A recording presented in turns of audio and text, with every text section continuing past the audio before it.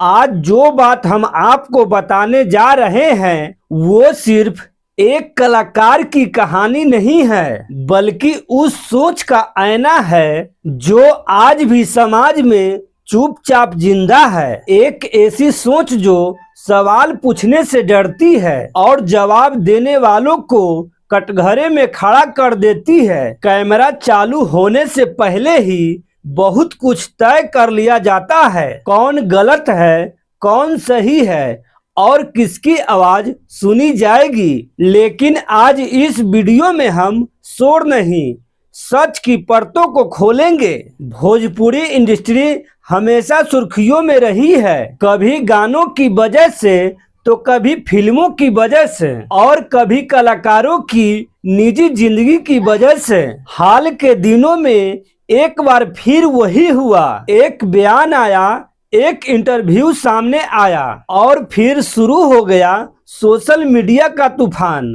लोग पूरा बिना सुने बिना समझे अपने फैसले सुनाने लगे।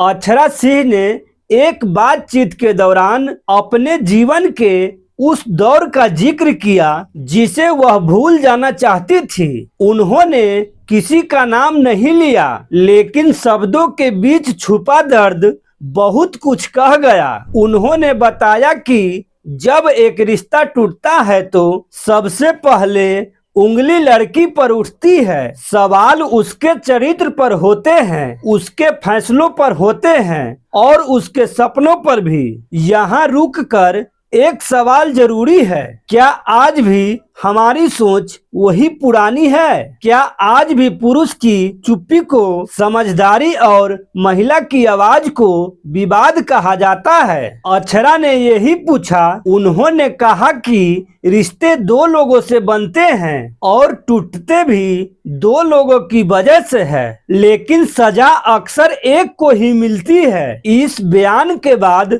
सोशल मीडिया दो हिस्सों में बट गया। एक तरफ वो लोग थे जो बोले कि सच्चाई सामने आनी चाहिए, दूसरी तरफ वो लोग थे जिन्होंने कहा कि पुरानी बातें क्यों उखाड़ी जा रही है। लेकिन सवाल यह नहीं है कि बातें पुरानी है या नहीं, सवाल यह है कि क्या दर्द की एक्सपायरी डेट होती है? पवन सिंह भोजपुरी इंडस्ट्री का बड़ा नाम है, उनको चाहने वाले करोड़ों में है। ऐसे में उनके नाम से जुड़ा कोई मुद्दा आता है तो प्रतिक्रिया तेज होती है। कुछ लोगों ने बिना सुने ही यह मान लिया कि आरोप लगाया जा रहा है, जबकि अक्षरा ने साफ कहा कि वह किसी पर आरोप नहीं लगा रही, वह सिर्फ अपनी बात रख रही है। यह फर्क समझना बहुत जरूरी है। अपनी कहानी कहना और किसी पर आरोप लगाना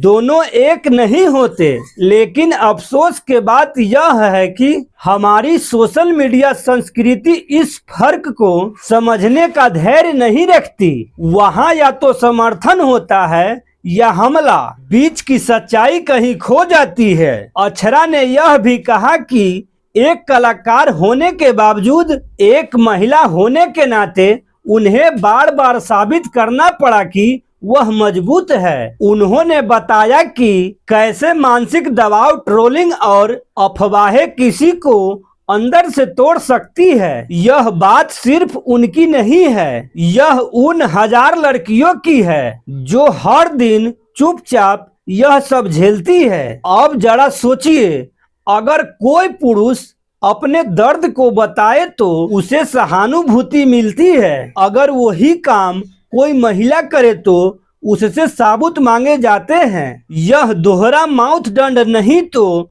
और क्या है? यही वजह है कि यह मुद्दा सिर्फ फिल्मी नहीं रहा बल्कि सामाजिक बन गया है। इस पूरे मामले में सबसे जरूरी बात यह है कि अभी तक कोई कानूनी प्रक्रिया, कोई अधिकारी बयान या कोई अंतिम निष्कर्ष सामने नहीं आया है। यह सिर्फ एक अनुभव की अभिव्यक्ति है। लेकिन फिर भी जिस तरह से प्रतिक्रियाएं आई वो हमारे सोच पर सवाल खड़े करती है। आज का दर्शक सिर्फ खबर नहीं देखता, वह खुद को उस खबर में ढूंढता है। शायद यही कारण है कि यह विषय लोगों को छू गया, क्योंकि कहीं न कहीं हर किसी ने अपने आसपास ऐसा कुछ देखा है या महसूस किया है। इस वीडियो का मकसद किसी को दोषी ठहराना नहीं है, मकसद है सुनना, बिना जज किए, बिना लेबल लगाए। क्योंकि जब हम सुनना बंद कर देते हैं तब संवाद मर जाता है, और जब संवाद मरता है तब समाज सिर्फ शोर बन जाता है। आज जरूरत है कि हम कलाकार को उनके काम से देखें और इंसान को उसके जज्बा से समझे। चाहे वह पवन सिंह हो या अक्षरा सिंह, दोनों ने अपनी अपनी जगह संघर्ष किया है। किसी एक को ऊंचा और दूसरे को नीचा दिखाने से सच सामने नहीं आता। इसीलिए अगली बार जब कोई बयान सामने आए तो तुरंत फैसला मत सुनाइए, एक पल रुकिए, सोचिए, क्योंकि हो सकता है जो कहानी आप सुन रहे हैं वो किसी की जिंदगी का सबसे मुश्किल अध्याय हो, और शायद यही सोच हमें थोड़ा बेहतर इंसान बना सकता है। मैं हूं जितेंद्र कुमार, आप देख रहे थे साथी न्यूज बिहार पटना। इस वीडियो में इतना ही। अब मिलते हैं अगले वीडियो में अगले मुद्दे के साथ। नमस्कार।